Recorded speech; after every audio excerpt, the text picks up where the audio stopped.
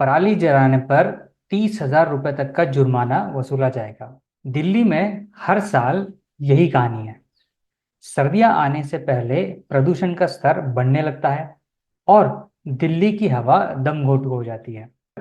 2 एकड़ से कम जमीन वाला किसान पराली जलाता है तो उसे 5,000 रुपये जुर्माना देना पड़ेगा। अगर किसान के पास 2 से 5 एकड़ की जमीन है तो उसे 10,000, और अगर 5 एकड़ से ज्यादा की जमीन है तो उसे 30,000 रुपये जुर्माना चुकाना पड़ेगा। कि पराली जलाने से दिल्ली में उतना प्रदूषण नहीं बढ़ता जितना इसके पीछे शोर मचाया जाता है। इस स्टडी में पता चला कि दिल्ली में जो प्रदूषण बढ़ता है उसमें पराली की हिस्सेदारी सिर्फ और सिर्फ 8.2% है। चौंक गए ना? वैसे तो ये पटाखे जब कोई राजनीतिक पार्टी चुनाव जीती है उस वक्त भी फोड़े जाते हैं। क्यों? क्योंकि ये राजनीतिक पार्टियां जीती है, इसलिए उस समय उन पटाखों के धुएं से प्रदूषण नहीं होता। पराली को और पटाखों को जितना प्रदूषण के लिए जिम्मेदार ठहराया जाता है, दरअसल वो उतने कसूरवार नहीं है। कसूरवार कोई और है।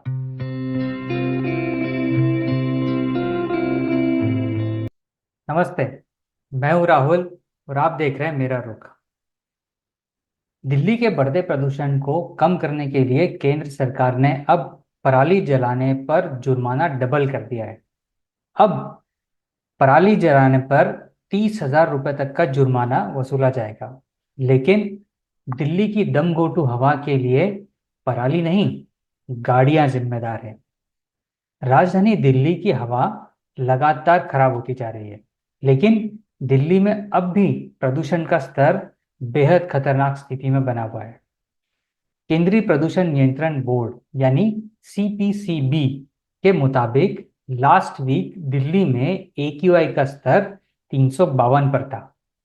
एक्यूआई का स्तर 301 से 400 के बीच बेहद खतरनाक माना जाता है। अगर एक्यूआई का स्तर 400 के पार हुआ तो उसे गंभीर माना जाता है। दिल्ली में हर साल यही कहानी है। सर्दियां आने से पहले प्रदूषण का स्तर बढ़ने लगता है और दिल्ली की हवा दम घोटू हो जाती है। प्रदूषण कम करने के लिए तमाम उपाय अपनाए जाते हैं। इन उपायों में पराली जलाने पर जुर्माना भी शामिल है। पराली जलाने की घटनाओं को कम करने के लिए केंद्र सरकार ने जुर्माना डबल कर दिया है। अगर 2 एकड़ से कम जमीन वाला किसान पराली जलाता है तो उसे 5,000 रुपये जुर्माना देना पड़ेगा। अगर किसान के पास 2 से 5 एकड़ की जमीन है तो उसे 10,000, और अगर 5 एकड़ से ज्यादा की जमीन है तो उसे 30,000 रुपये जुर्माना चुकाना पड़ेगा। अब समझते हैं कि पराली से आखिर कितना प्रदूषण होता है। आमतौर पर दिल्ली में प्रदूषण बढ़ने की बड़ी वजह में से एक पराली जलाने को माना जाता है, लेकिन centre for science and environment यानी सीएसई की स्टडी से पता चला कि पराली जलाने से दिल्ली में उतना प्रदूषण नहीं बढ़ता जितना इसके पीछे शोर मचाया जाता है। सीएसई ने दिल्ली के वायु प्रदूषण पर एक स्टडी करी। इस स्टडी में पता चला कि दिल्ली में जो प्रदूषण बढ़ता है उसमें पराली की हिस्सेदारी सिर्फ और सिर्फ 8.2% है।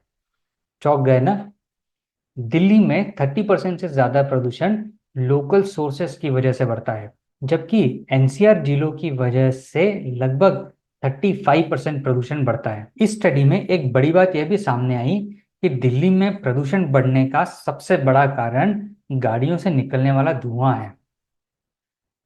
अब जानते हैं कि गाड़ियां दिल्ली की हवा को कैसे खराब कर रही हैं।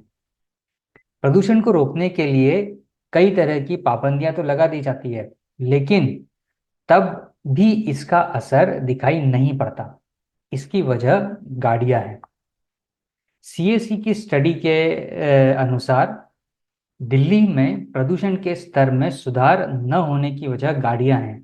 गाड़ियों से निकलने वाला धुआं की वजह से हवा में PM2.5 का स्तर बढ़ता जाता है।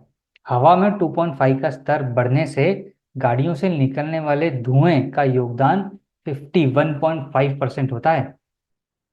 PM2.5 पॉल्यूटेंट होता है जिसे सबसे खतरनाक माना जाता है। PM2.5 इंसान के बाल से भी 100 गुना ज्यादा पतला होता है। ये इतना महीन कण होता है कि नाक और मुंह के जरिए हमारे शरीर में घुस जाता है और सीधे तौर पर हमारे दिल और फेफड़ों को प्रभावित करता है। गाड़ियों से निकलने वाला धुआं की वजह से ही PM2.5 का स्तर सबसे ज्यादा बढ़ता है। यही कारण है कि तमाम उपायों के बावजूद दिल्ली में AQI का स्तर खराब या बहुत खराब बना रहता है। गाड़ियां कैसे बढ़ा रही है दिल्ली का प्रदूषण, अब थोड़ा सा इस बात को समझते हैं। दिल्ली की हवा खराब करने वाले जितने भी सोर्सेज हैं, उनमें सबसे बड़ा सोर्स गाड़ियों से निकलने वाला धुआं है, जैसा अभी हमने बात करी।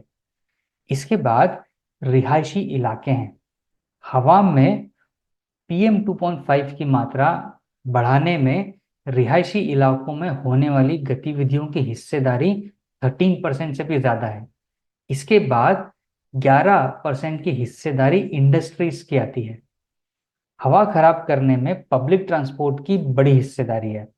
CSC ने अपनी स्टडी में बताया कि 2018-19 में यात्रा के बीच बस के खराब होने से 781 मामले सामने आए, जबकि 2022-23 में इन मामलों की संख्या बढ़कर 1259 तक पहुंच गई।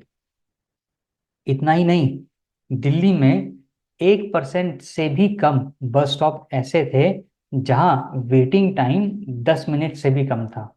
मौजूदा समय में 50% से ज्यादा बस स्टॉप पर वेटिंग टाइम 15 मिनट से ज्यादा है। इस कारण लोगों ने बसों में सफर करना कम कर दिया और अपनी गाड़ी से ही यात्रा करना ज्यादा प्रेफर कर रहे हैं। अब ये जानते हैं कि दिल्ली में कितनी गाड़ियां हैं। दिल्ली सरकार के 2023-24 के अनुसार सर्वे में पता चलता है कि राजधानी में 85 लाख से ज्यादा गाड़ियां रजिस्टर्ड हैं। हर साल औसतन 6 लाख से ज्यादा नई गाड़ियां यहाँ रजिस्टर होती है। इसके अलावा हर दिन दिल्ली में 11 लाख से ज्यादा गाड़ियां आती है और जाती है। हर साल टू व्हीलर और फोर व्हीलर 15% की रेट से बढ़ रहे हैं। इन सब की वजह से दिल्ली की हवा खराब होती है। हवा में 85% नाइट्रोजन ऑक्साइड गाड़ियों की वजह से निकलने वाले धुएं की वजह से बढ़ रहा है। दिल्ली में एक और बात कही जाती है जो कि दिवाली के समय हमें देखने को मिलती है, वो होता है पटाखों पर बैन। पटाखों पर बैन सिर्फ दिवाली के दौरान उसमें लगाया जाता है। वैसे तो ये पटाखे जब कोई राजनीतिक पार्टी चुनाव जीती है उस वक्त भी फोड़े जाते हैं। क्यों? क्योंकि ये राजनीतिक पार्टियां जीती है, इसलिए उस समय उन पटाखों के धुएं से प्रदूषण नहीं होता। पर दिवाली के समय जो पटाखे चलते हैं उनसे प्रदूषण हो जाता है। तो यहाँ पर ये सोचने वाली बात है कि पराली को और पटाखों को जितना प्रदूषण के लिए जिम्मेदार ठहराया जाता है, दरअसल वो उतने कसूरवार नहीं है। कसूरवार कोई और है, जिसके बारे में अभी हमने इस विश्लेषण में बात करी। तो बेहतर यही होगा गवर्नमेंट को कि वो एक सॉलिड प्लान के साथ इन चीज़ों पर एक्शन ले और ऐसे एक्ट करें या ऐसे इसके ऊपर कार्रवाई करें, ऐसे अपने एक्शन स्टेप ले जिससे इस प्रदूषण की समस्या का एक स्थायी हल निकाला जा सके। इसके लिए विश्व के दूसरे शहरों से भी अगर कुछ सीखना पड़े, जैसे बीजिंग हो, लंदन हो, तो वहां से भी सीखने में हमें कोई कमी महसूस नहीं होनी चाहिए। तो ये था आज का विश्लेषण। उम्मीद है आपको ये पसंद आया होगा। अगर पसंद आया हो तो वीडियो को लाइक, कमेंट और शेयर करें। चैनल को सब्सक्राइब जरूर करें। और अगर आप जुड़ना चाहते हैं तो उसके लिए आप चैनल को ज्वाइन भी कर सकते हैं। और अगर आप मुझसे कनेक्ट होना चाहते हैं तो उससे रिलेटेड सारी डिटेल वीडियो के डिस्क्रिप्शन में मौजूद है। आज के वीडियो में इतना ही। मिलेंगे आपसे अगले वीडियो में और विश्लेषण के साथ। तब तक अपना और अपने अपनों का ख्याल रखिए। धन्यवाद।